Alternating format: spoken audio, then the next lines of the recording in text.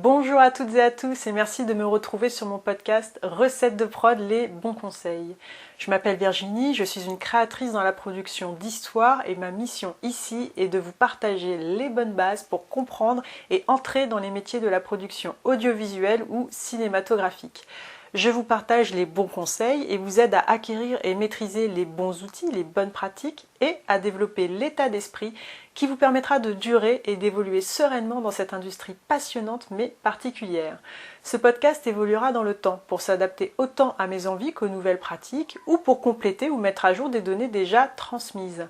Dans un souci pratique, ce podcast est en français, je m'appuie énormément sur ce qui se fait en France et la législation française. Toutefois, je ferai en sorte de transmettre des pratiques nativement universelles car pleines de bon sens et de pragmatisme. Je vous partage mes connaissances et mes expériences pour vous permettre d'évoluer plus sereinement tout en permettant à des talents et des belles histoires d'exister. Ensemble, permettons à ces talents et ces histoires d'émerger tout en contribuant à une économie plus saine et bienveillante. Ensemble, construisons la production de demain. Un épisode spécial pour enrichir et préciser le point évoqué à l'épisode numéro 2, à savoir la différence entre la productrice indépendante et la productrice moins indépendante. Dans l'épisode numéro 2, j'ai volontairement fait un raccourci très fort en expliquant que la productrice dépendante est liée à un salaire régulier soumis au régime général. Je viens détailler tout cela ici en vous donnant plus d'éléments de compréhension. Vous comprendrez pourquoi c'est compliqué de se rémunérer quand on est une productrice et pourquoi la rémunération fixe des producteurs encourage la dépendance. Pour vous donner ces éléments de compréhension, l'épisode est construit autour des points suivants. 1. Comment les règles imposées par le système empêchent une rémunération saine des productrices. 2. Comment font concrètement les productrices pour se rémunérer. 3. Comment devient-on dépendante. 4. Mon anecdote liée au sujet. 5. Des idées pour une économie un peu plus juste. Tout l'enjeu de l'indépendance par rapport à la dépendance repose sur la capacité à sécuriser des rémunérations. Vous allez tout comprendre avec cet épisode qui va certainement en surprendre plus d'un et d'une. Alors accrochez-vous, écoutez attentivement et vous allez voir, c'est un complément des plus épicés.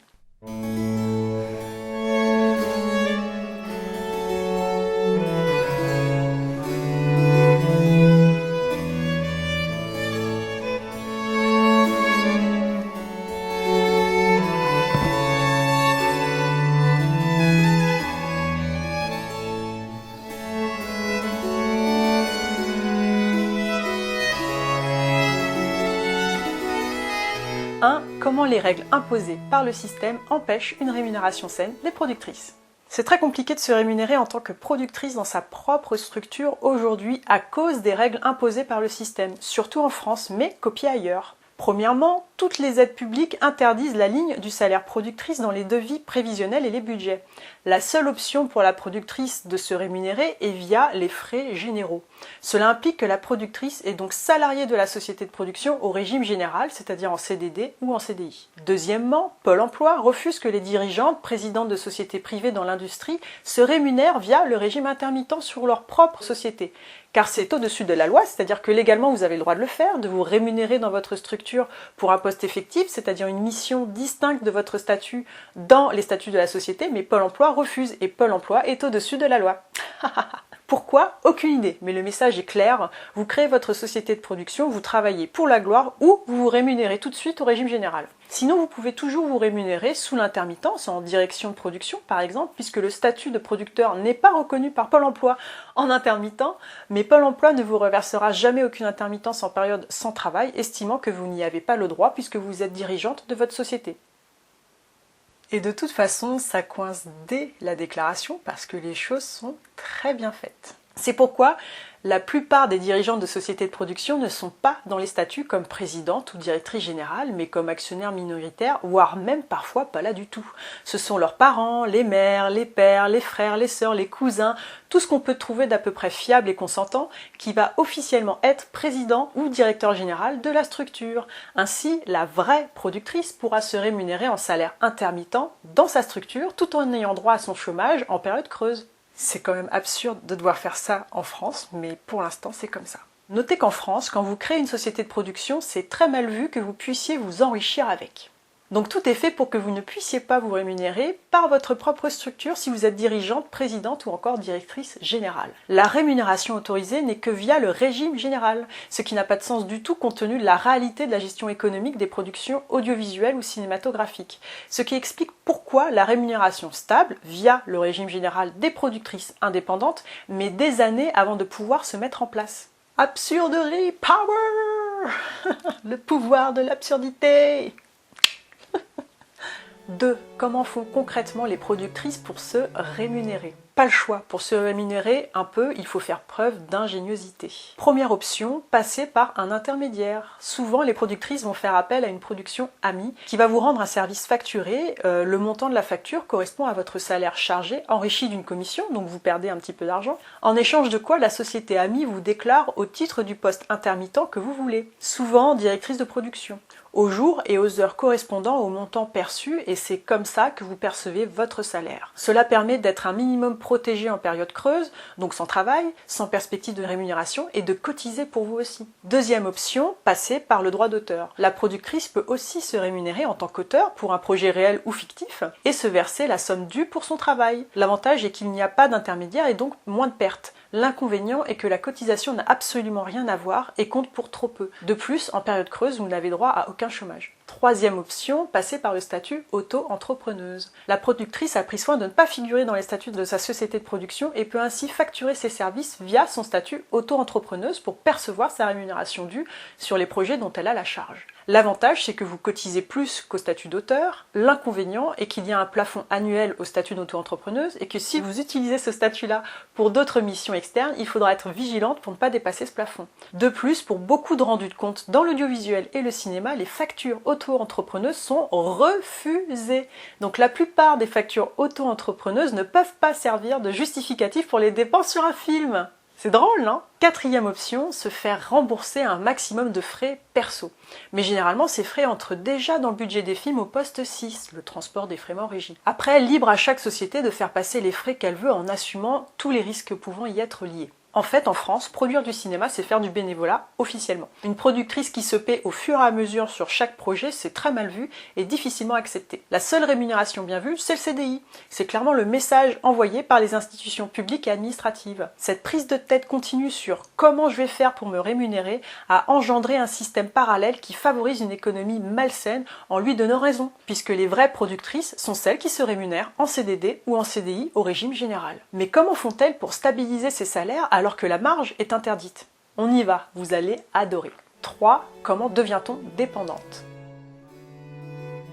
Filouter, ça va un temps, mais c'est vite épuisant. Et comme tout à chacun, la productrice a une vie et le souhait d'en profiter un petit peu. D'autant qu'en France, tout dépend du fameux Graal, le CDI. J'ai un CDI, c'est juste incroyable, ça doit faire 15 ans que j'en ai pas vu la couleur. Je vais être payée régulièrement pour mon travail. Tout l'enjeu pour être un peu plus sereine est de rentrer dans le système pour avoir un fonds de roulement de trésorerie suffisant permettant la sécurisation des salaires de la société de production, qui sont donc la productrice et son équipe par exemple, souvent rattachées au régime général. Or, les sociétés de production n'ont officiellement pas le droit de faire de marge.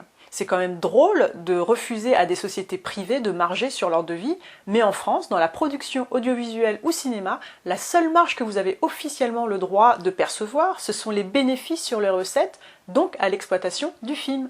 Mais comme la plupart de ces bénéfices sont absorbés en quasi-intégralité par les exploitants et les distributeurs, comment faire ? Quand vous arrivez à bien vous faire voir d'une région ou d'un diffuseur, ou pourquoi pas d'une distributrice, très vite celle-ci tient à vous pour que vous lui fournissiez les programmes dont elle a besoin pour ses cases. Elle sait que vous travaillez plus ou moins bien, peu importe au final, puisqu'elle l'a constaté avec un projet ou que vous êtes amis. Et puis ça lui fait gagner du temps en fait, de travailler avec la même partenaire de production. Plus besoin de lire des scénarios incompréhensibles ou de rencontrer des auteurs perchés. J'exagère un tout petit peu, mais comme toutes les légendes, cela part d'un fait avéré. À vous de déterminer lequel. Donc des super aides existent, par exemple les aides à l'industrie ou au soutien aux entreprises. On va encourager une productrice parisienne à ouvrir une antenne locale, donc en dehors de l'Île-de-France et le plus loin de Paris possible, pour développer la production locale et permettre à la région de briller en permettant à des beaux projets de voir le jour et surtout en faisant travailler les techniciens locaux. Jusque-là, tout se tient et c'est plutôt une très bonne logique. Mais vous noterez quand même qu'on ne soutient que ceux qui ont déjà fait leurs preuves et qui pèsent déjà dans le game, j'ai envie de dire, pas les nouveaux entrants. Et ce sont souvent des futures anciennes parisiennes. Gardez espoir, tout cela est en train d'évoluer vers le mieux. Alors tenez bon. Une fois l'aide octroyée, c'est génial. Cela permet de payer des locaux et d'avancer plusieurs salaires, dont le salaire productrice et souvent l'équipe rattachée. Pour vraiment permettre à cette belle ambition de se concrétiser, cette aide est souvent suivie par des aides au programme. Vous déposez plusieurs projets de même catégorie, des séries, des films, des documentaires, de l'animation, etc. Et vous avez une aide sur l'ensemble de ces projets. Top, il n'y a rien à dire, sur le papier c'est super, le système est vraiment super. C'est une belle logique qui se tient et c'est top. Mais ça coince, et ça coincera toujours pour les mêmes raisons expliquées plus haut. Toujours interdit de faire figurer le salaire productrice dans les devis et toujours interdit de marger. Or, ces formidables soutiens ne sécurisent pas suffisamment de marge et de bénéfices pour permettre aux productions de sécuriser leur salaire et accessoirement d'investir en développement. Alors comment font-elles? Vous n'en pouvez plus, hein? Allez, encore un peu de patience, ça va venir, vous n'allez pas le regretter. Ce que je m'apprête à vous expliquer n'est pas appliqué uniquement au niveau des productrices, mais à chaque maillon de la chaîne de valeur de la production. Petite référence à l'épisode numéro 3. C'est une logique économique avec une vision à court terme qui permet de s'enrichir en nourrissant une croyance toxique, peut-être la croyance la plus toxique de tous les temps, à savoir « on ne peut s'enrichir qu'au détriment de quelqu'un d'autre ». Nous allons résumer cette croyance ici par un terme que j'invente maintenant, mais qui existe peut-être déjà, c'est la loi du sacrifice ou l'économie du sacrifice. On va garder la loi du sacrifice, c'est quand même narrativement beaucoup plus vendeur. Cette croyance implique le fait que pour réussir, s'enrichir, gagner de l'argent, c'est forcément au détriment d'une autre personne. En exploitant, en trahissant, en faisant comme on veut, en tout cas, l'engagement ne sera pas tenu pour permettre l'enrichissement. Pourquoi je dis que cette loi économique s'applique à toute la chaîne de valeur? Eh bien parce que c'est un credo, c'est une façon de penser et de voir le monde. Et c'est possible dès l'écriture, dès le statut d'auteur qui peut à la fois appliquer cette loi et en même temps en être victime. Génial! Est-ce que je suis en train de dire que certains auteurs trahissent les producteurs régulièrement pour se faire de l'argent à court terme? Oh non, non, pas les auteurs quand même. Oui, malheureusement, pour certains auteurs, ça existe, mais trop nombreux encore aujourd'hui, je trouve. C'est une stratégie économique qui fonctionne à court terme, alors pourquoi s'en priver? Les cibles favorites, ce sont les petites et moyennes sociétés de production. Pourquoi? Parce que les grosses, elles ont des avocats et les moyens de vous rappeler à l'ordre si vous ne respectez pas votre contrat. Mais c'est vrai pour tous les maillons de la chaîne. Certains auteurs, certains producteurs, certains diffuseurs, certains distributeurs, exploitants, revendeurs, agents, intermédiaires, etc. ne vivent qu'à travers cette croyance. C'est pour ça qu'on vous dit, si tu veux réussir, tu dois devenir un vrai requin comme les autres. C'est un choix de vie. Ça veut dire que d'autres existent et que vous avez toujours le choix. Tout le monde n'est pas comme ça, rassurez-vous. Mais c'est vrai pour encore trop de personnes, et cela ne concerne pas que l'industrie de l'audiovisuel et du cinéma. C'est une croyance très forte et profondément ancrée dans les esprits qui touche toute l'économie, toutes les industries, comme la mode, le luxe, le bâtiment, l'agriculture, absolument tout le monde.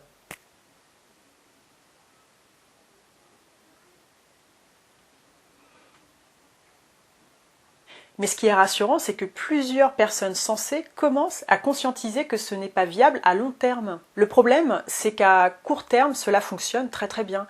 Et c'est pour cela que c'est toujours très bien en place. Si nos vies duraient 200 ans en pleine forme, peut-être qu'on réfléchirait autrement. Mais l'argent est encore une valeur trop centrale au conditionnement de nos vies, et c'est pour ça que cette croyance est difficile à nettoyer. Tant qu'on peut se servir, on y va. Et le jour où ça coince, on ferme la boutique et on en ouvre une autre juste en face et on recommence, et ainsi de suite. Notez que l'argent n'est pas une valeur, c'est un outil. Nous aurons nos conversations philosophiques sur l'argent un petit peu plus tard. Revenons à nos moutons.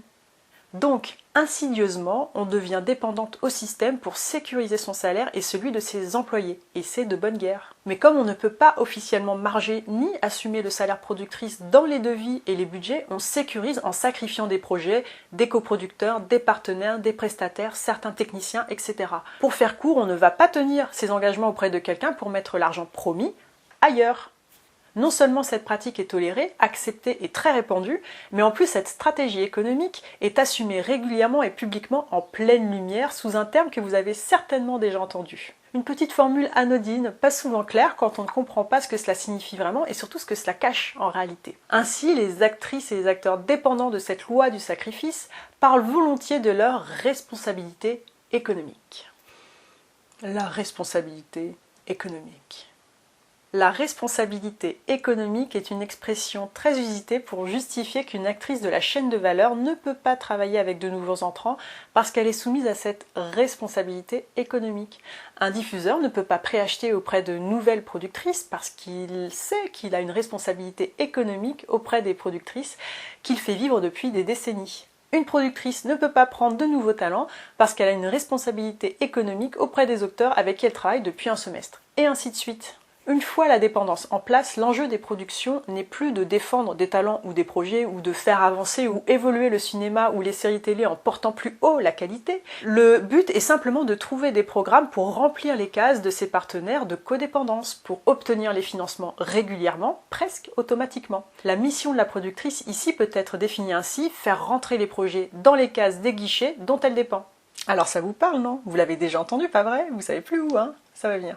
Les productions dépendantes sont donc des sociétés qui dépendent de cette logique économique pour vivre et qui sont coincées dans des relations de codépendance avec leurs différents partenaires sur la chaîne de valeur. Mais cela reste toujours un choix. Je vais vous faire gagner un petit peu de temps. Pensez bien que les bureaux français des grandes plateformes qui vous donnent encore espoir ont la même logique. Je dis bien les bureaux français, rassurez-vous. Donc retenez bien ce terme et vous verrez comment c'est amusant d'entendre à quel point il ressort très souvent. Je vous le répète pour que ce soit bien clair. La responsabilité économique, une façon polie et courtoise de justifier un choix économique régi par la loi du sacrifice. Mais non, elle a quand même pas une anecdote là-dessus. Oh, extraordinaire. Ben si, j'ai une anecdote là-dessus. Je fais jeune, mais j'ai vécu des trucs vraiment très sympas et notamment des magnifiques coups de poignard dans le dos et parfois plusieurs en simultané. Allez, c'est parti pour la petite anecdote.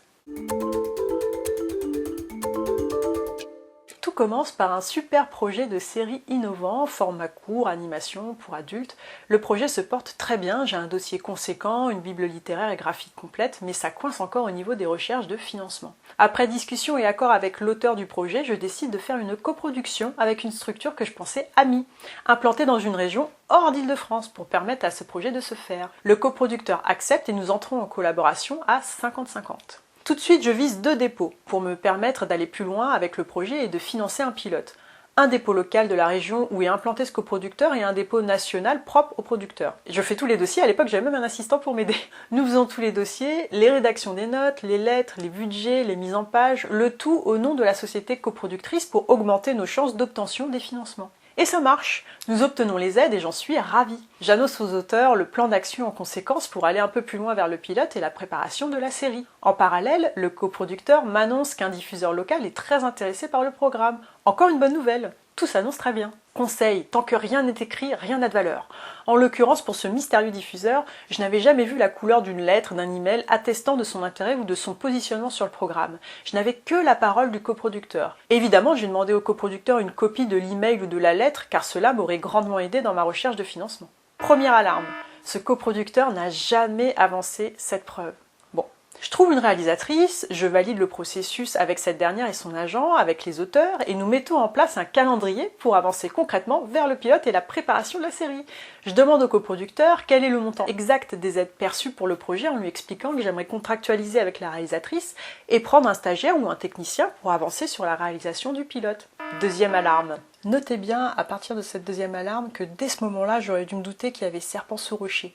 Mais je voulais faire confiance à ce coproducteur. Le coproducteur floute clairement sa réponse en m'expliquant que ce sont des aides au programme et qu'il a donc soumis 3 autres projets de série en même temps, qu'il attend de percevoir l'aide sur son compte pour me dire combien nous aurons pour le projet que nous développons en commun. Un enfumage en règle, une prestation parfaite, un Oscar assuré. Bravo. Ok, je suis pas compliquée, j'avance. Pas de bol, la réalisatrice plante tout le monde, y compris son agent, juste avant le lancement de la machinerie. Pas de panique à bord, je demande de l'aide à mon coproducteur pour trouver une autre personne pour la réalisation. Bien sûr, il n'a jamais répondu à l'appel, à part par des retours qui laissent clairement entrevoir un fameux « débrouille-toi ». À ce stade, je commence à être un petit peu énervée, je ne vous le cache pas, mais je ne lâche rien et j'adapte ma stratégie. La créatrice du projet devient réalisatrice et moi je trouve une personne pour exécuter les éléments préparatoires au pilote. Troisième alerte, une merveilleuse anecdote, vous allez adorer. La créatrice n'est pas motivée pour encadrer le travail d'un ou d'une stagiaire pour avancer sur le pilote de son projet. Je dois la convaincre du pourquoi il faut le faire maintenant et quel est son intérêt. Elle finit par accepter, mais vraiment parce que j'insiste.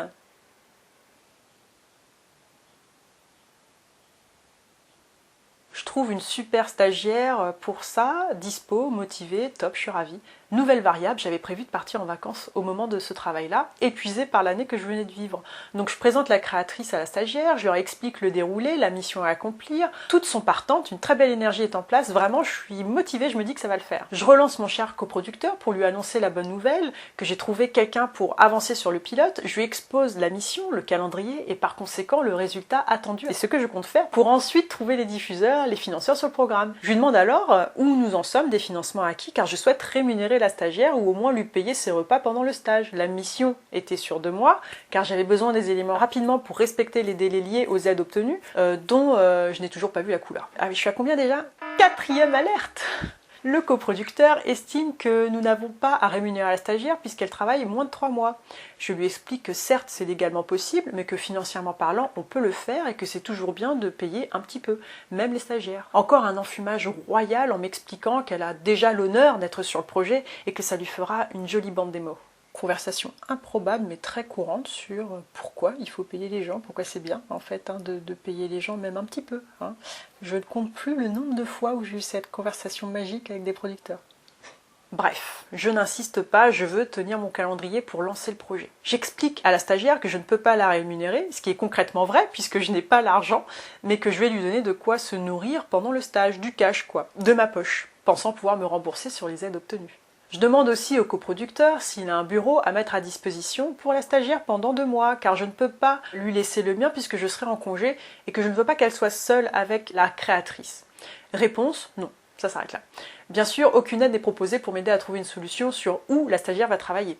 Un coproducteur formidable. Heureusement, j'ai des contacts exceptionnels et ce sont des amis informaticiens qui ont des bureaux à Paris, qui m'ont fait confiance et m'ont permis de permettre à la stagiaire et à la créatrice de l'œuvre de venir quand elle voulait pour travailler dans des locaux superbes. Donc une ambiance sympa et en plus avec des gens sympas. Vraiment, je me trouve chanceuse, c'est parfait. Le travail est lancé. Tout se fait pendant que je suis en congé. La créatrice a pour mission d'accompagner la stagiaire au plus près et d'apprendre aussi avec elle pour animer sa propre série. Je reçois des images compressées par mail chaque semaine, je suis ravie. C'est beau, ça avance bien, j'y crois vraiment. Je rentre de vacances, toujours silence radio du coproducteur sur les financements obtenus, je récupère les disques durs, les cartes pour vérifier le travail réalisé par la stagiaire et la créatrice, et là, je découvre qu'il n'y a rien. Les disques sont vides. Restez calme, restez calme, reste calme, tout va bien, tout va bien, tout va bien.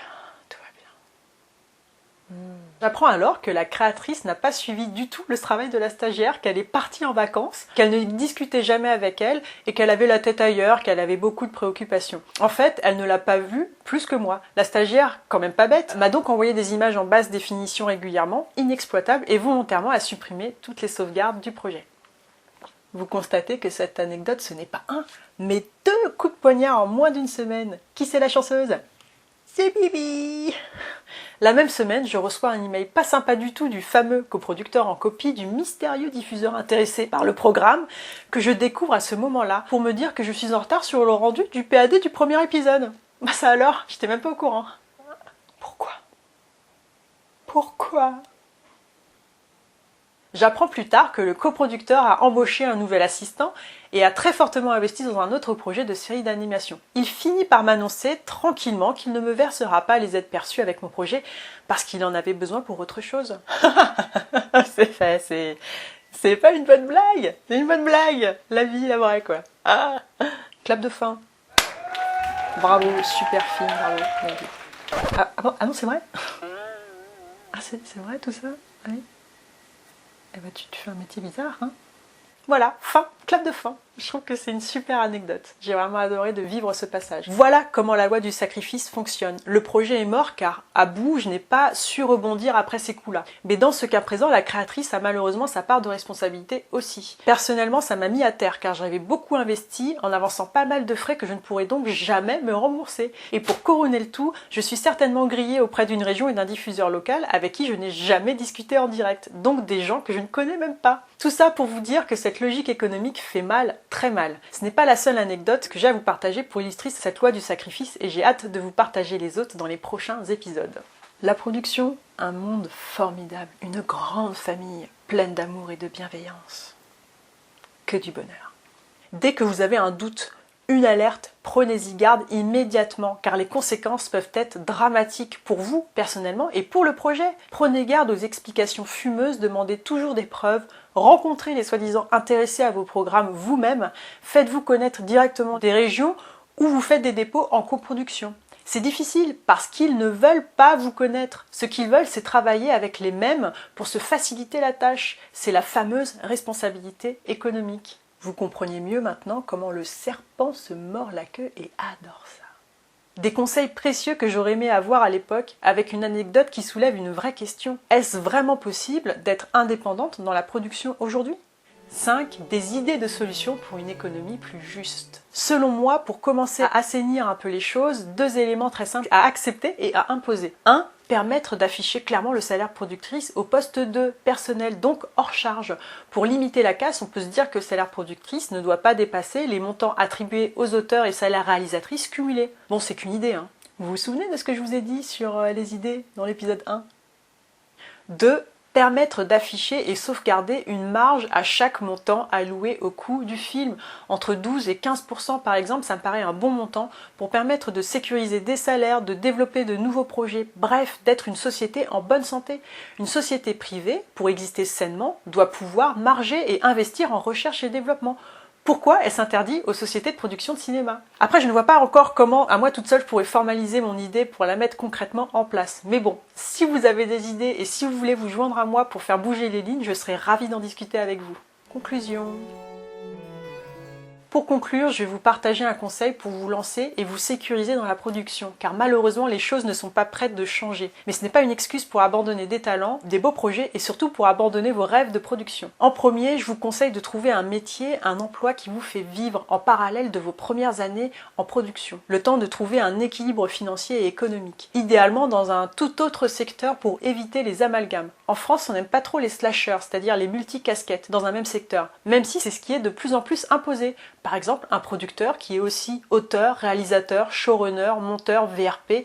Il y en a beaucoup et c'est souvent par la force des choses, mais on a tous une casquette de cœur et c'est celle-là qu'il faut nourrir. Attention à la logique de se dire, je vais faire des films de commande, des clips, des pubs ou autres pour vivre et à côté je vais développer de la fiction. C'est très rare d'y parvenir parce qu'il n'y a que 24 heures dans une journée et que vous vous trouverez pris au piège de votre propre responsabilité économique liée au système de films de commande. Notez bien ce terme et vous verrez à quel point il ressort souvent en conférence, en discours, en rendez-vous et c'est très troublant. Anticipez au maximum la question essentielle, comment je vais vivre ? Comment je me nourris sur les 3 et 5 premières années de lancement de ma société de production ? C'est tout pour ce complément de l'épisode numéro 2. Pensez à liker et à commenter positivement, à relayer ce podcast à ceux qui pourraient en avoir besoin. Gardez la pêche et amusez-vous dans ce que vous faites. Merci beaucoup et à bientôt.